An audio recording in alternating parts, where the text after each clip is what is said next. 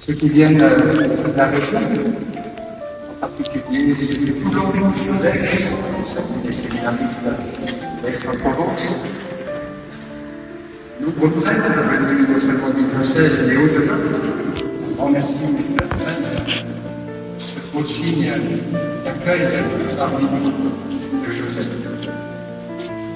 Bienvenue aux paroissiens Agathe, Joseph a commencé son insertion, et aux paroissiens de l'Envie.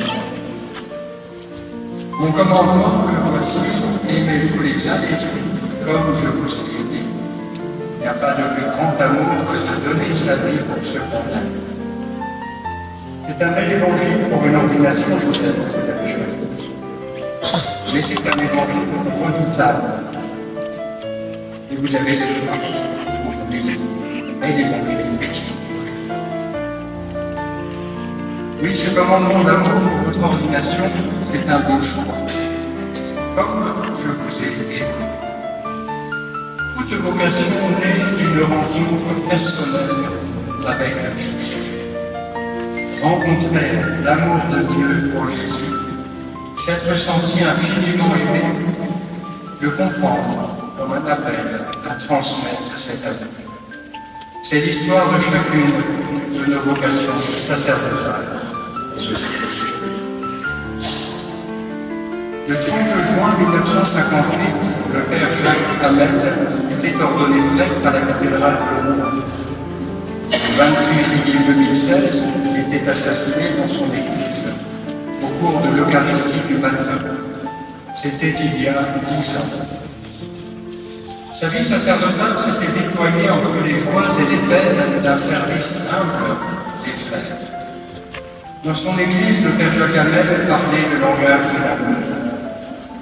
Dans son église, les terroristes ont tenté de le réduire au silence. Or, la vie et la mort de ce curé de paroisse, qui aimait simplement ses paroissiens, nous parle encore. Il nous dit encore aujourd'hui qu'il n'y a pas de plus grand amour que de donner sa vie pour ceux qu'on aime. Oui, Joseph, cet évangile du commandement de l'amour résume la vocation et le ministère du prêtre. Être un apôtre de l'amour de Dieu. Aimez vos paroissiens de l'amour même de Dieu. Aimez vos confrères, prêtres et diacres de l'amour même de Dieu. Le mot important du commandement de l'amour, c'est l'adverbe comme Jésus. Et Jésus nous a aimés jusqu'à donner sa vie pour chacun de nous. Le père Jacques Hamel parlait d'une vie eucharistique. Une vie eucharistique, c'est dans le don du Christ, un don de tout, dans toutes les situations de notre existence, un don de soi gratuit, un don de soi qui, vécu dans l'amour, devient source de confiance, d'espérance et de paix. Il y a un art d'aimer comme Jésus. Et cet art d'aimer, vous l'avez reçu d'abord dans votre famille, en particulier de vos parents et de vos frères et sœurs. Nous avons la joie d'écouter. L'an passé, dans votre lettre pour demander à être ordonné diacre, vous en témoignez. Je suis l'aîné d'une famille de 4 enfants. Grâce à Dieu et à mes parents, j'ai reçu une éducation catholique. Depuis petit enfant, j'ai appris de mes parents à prier Dieu et à aimer les autres. N'est-ce pas le mot des séminaires? Vous partagez ensuite des lieux de votre vocation à midi. J'ai participé aux activités de ma paroisse, servant de messe, chantant à la chorale, participant au mouvement eucharistique et animant la catéchèse des petits-enfants. J'ai rencontré des religieuses, des prêtres qui m'ont aidé à découvrir la vocation. Au fur et à mesure, la graine de ma vocation grandissait naturellement en moi. J'ai eu un désir de me donner plus à Dieu et à son Église. Cet art d'aimer, vous l'avez plus tard expérimenté dans la vie communautaire, des séminaires, puis dans la vie paroissiale, qui sont des écoles de l'amour chrétien. Et j'ajouterai aussi dans la vie de la communauté vietnamienne qui nous entoure ici. Merci Joseph pour vos paroles d'action de grâce, pour vos paroles et pour tous ceux que le Seigneur a mis sur votre chemin à ce jour. Cet accueil de vocation dans une famille est le thème de ma nouvelle lettre pastorale, intitulée Pose la vie avec le Christ. Favoriser l'accueil d'une vocation sacerdotale religieuse dans nos familles. Elle vous sera distribuée à la sortie de la messe. Oui, merci, chers parents de Joseph, chers frères et sœurs de Joseph, car vous avez accueilli la vocation de votre fils et de votre frère comme des bénédictions de Dieu. Les vocations ne naissent pas dans les autres familles, mais dans nos familles. Famille Noaline ose te poser la question: et si mon enfant avait la vocation? Et si une vocation naissait dans notre famille? Je te l'assure, je peux te le témoigner personnellement. Ce serait une grande grâce. Car il n'y a pas de plus grande grâce pour des parents que de savoir que leur fils va offrir le sacrifice de la messe pour eux et pour le monde entier. Bien sûr, à l'annonce de la vocation, ça peut être une surprise. La surprise est d'ailleurs aussi vraie pour le mariage d'un enfant. Moindre, car cette vocation peut être naturelle. Même si souvent les parents, en particulier les mamans, sentent les choses. Alors à l'annonce de la vocation, s'ouvre un chemin d'abandon à la volonté de Dieu, d'abandon des projets que l'on fait pour ses enfants quand on est parent. Cela a été difficile pour mes propres parents.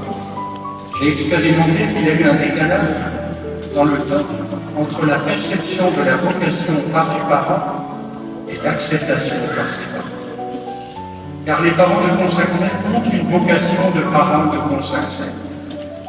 Mais ils ne s'en rendent compte souvent que plus tard. Je me souviens encore avec émotion de la lettre de feu ma chère maman, qui m'écrivait après un long combat spirituel: sois heureux, amis, j'ai dit mon oui. Chers parents de Joseph, vous avez dit aussi oui à la vocation missionnaire de votre fils. Pendant ses études profanes, un évêque lui a demandé: avez-vous l'idée d'aller en France pour entrer au séminaire et servir l'Église de France? Et dans sa lettre pour le diaconat, Joseph me partageait sa réflexion. Est-ce que c'est la réponse de Dieu? À ce moment-là, j'étais comme Abraham.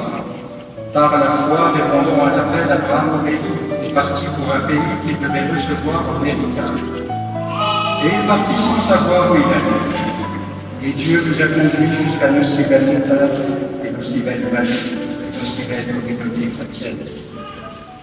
Et les chrétiens que vous avez côtoyés, en particulier dans vos deux paroisses d'insertion, comme séminaristes et comme diacres, gardez en bras, ont témoigné avoir été très heureux de vous accueillir. J'en arrive à ma seconde partie. Ça va, vous tenez le coup chaleureusement? L'évangile que vous avez choisi vous envoie en mission parmi nous pour être un apôtre de l'amour de Dieu. Et que c'est redoutable, car nous savons que c'est dur d'aimer en vérité. Nous le disons aux futurs maris, aimer, c'est décider d'aimer. Décider d'aimer comme Jésus. Saint Pierre demande ainsi à ceux qu'il a ordonné prêtres. C'était la deuxième lecture lue en 1000 années. Soyez les pasteurs du troupeau de Dieu qui se trouve chez vous. Veillez sur lui, non par contrainte, mais de plein cœur, selon Dieu, non par cupidité, mais par dévouement, non pas en commandant maître à ceux qui vous sont confiés, mais en devenant des modèles de l'art d'aimer comme Jésus. On comprend la plainte de Moïse dans notre première lecture. Pourquoi n'ai-je pas trouvé grâce à tes yeux que tu m'aies imposé le fardeau de tout ce peuple? L'oraison du début de l'ordination parle de la charge. Une charge, c'est certes une responsabilité, et ça est très très grande, mais c'est aussi en français un fardeau, un poids porté par un animal, un homme, un véhicule. Dans l'échange que nous allons avoir bientôt, je vous proposerai aussi de porter la charge de la prière, l'amour. Et Moïse poursuit: Est-ce moi qui ai conçu tout ce peuple? Est-ce moi qui l'ai enfanté pour que tu me dises, comme on porte un nourrisson, porte ce peuple dans tes bras, jusqu'au pays que j'ai juré de donner à tes pères? Dans sa plainte, Moïse décrit admirablement la si belle mission sacerdotale. Porter le peuple dans nos bras jusqu'au ciel. À la messe, vous lèverez le pain et le vin, fruit de la nature et du travail des hommes, qui représentent en quelque sorte tout le peuple de Dieu. Et il deviendra le corps et le sang du Christ, le pain du ciel. Porter les hommes à Dieu, porter Dieu aux hommes, offrir les hommes à Dieu, offrir Dieu aux hommes, et vous offrir à Dieu le ministère sacerdotal. C'est beau, mais que la charge est lourde, insiste Moïse. Je ne puis à moi seul porter tout ce peuple, c'est trop lourd pour moi. Oui, la charge sacerdotale est une vraie charge, trop lourde en vérité pour nous. Pourtant, Saint Grégoire de Nice, nous avons fait des lectures cette semaine, disait « Seigneur n'ordonne pas de voler aux animaux qu'il n'a pas pourvu d'être, ni de vivre dans l'eau à ceux qu'il a destinés à vivre sur la terre. Ainsi, chez tous les êtres, la loi est proportionnée aux capacités de ceux qui la reçoivent et ne fait jamais violence à leur nature. Que ce soit le commandement de l'amour, que ce soit la charge sacerdotale, la tradition chrétienne vous donnera 3 leviers pour soulever la charge. 3 leviers pour soulever la charge. D'abord, vous dire que c'est Dieu qui la porte avec vous. Vous écrivez dans votre lettre de demande de l'ordination sacerdotale. Je fais totalement confiance à la grâce. Ce n'est pas moi qui fais mon œuvre, mais avec Dieu, je fais son œuvre. Et je m'appuie sur le conseil de la Sainte Vierge Marie, le serviteur appellant, tout ce qu'il vous dira, faites. Voilà le premier secret pour alléger la charge. Vous poursuivez. Même si la mission me semblait difficile, je trouve du soutien en pensant à Saint Théophane et à ses amis martyrs bien. Comment ont-ils pu annoncer l'évangile à la paix? Comme Saint Jean-Baptiste en disant, lui, il faut qu'il grandisse, et moi, je dis. Je suis convaincu qu'il me faut sans cesse faire grandir le nom du Seigneur dans la prière et la joie, le célibat et l'obéissance, afin que cela porte le fruit. Jésus dit une chose importante aux apôtres après leur avoir donné le commandement de l'amour. Ce n'est pas moi qui vous ai choisi, c'est moi qui vous ai choisi, établi, afin que vous aidiez, vous portiez des fruits et que votre fruit demeure. Mais Joseph, quand la mission sacerdotale sera trop lourde, Pâques du pays viendra. Rappelez-vous que c'est d'abord Dieu qui vous a choisi, que c'est à son appel que vous avez répondu libre, que c'est sa mission que vous remplissez et qu'il est chaque jour à votre tour. Ensuite, se dire ou dire qu'on n'est jamais seul pour la porter. Jésus a choisi 12 apôtres pour porter la mission avec lui. Dieu ordonne à Moïse, rassemble-moi 70 hommes parmi les anciens d'Israël, connus par toi comme des anciens et des scribes du peuple. Tu les amèneras à la tente de la rencontre, ils se présenteront avec toi. Là, je descendrai pour te parler. Et je prendrai une part de l'esprit qui est sur toi pour le mettre sur eux. Ainsi, ils porteront avec toi le fardeau de ce peuple, et tu ne seras tout seul à le porter. C'est le second levier pour alléger la charge. Joseph, vous ne serez jamais un prêtre seul à porter le fardeau. Vous serez membre d'un presbytérium diocésain et en mission dans un foyer. Ne pensez jamais seul, pensez toujours presbytérium, doyenné, paroisse, diocèse. Le pape Léon, dans sa lettre au prêtre le 8 décembre dernier, nous disant que ce n'est pas seulement un moyen de répartir le poids. Il dit la fraternité sacerdotale doit être considérée comme un élément constitutif de l'identité des ministres. Deuxième lieu. Et enfin, le pape Léon XIV a indiqué récemment aux évêques espagnols un troisième levier, en réaffirmant la nécessité de susciter la co-responsabilité des membres de la communauté dans nos actions pastorales. Il ne serait pas un prêtre seul, vous aurez soin de toujours être en co-responsabilité avec les chrétiens de votre paroisse. C'est d'ailleurs l'objectif des nouveaux statuts des conseils pastoraux paroissiaux. Le Père Hamel disait aux équipes engagées avec lui dans la mission: je suis un serviteur quelconque.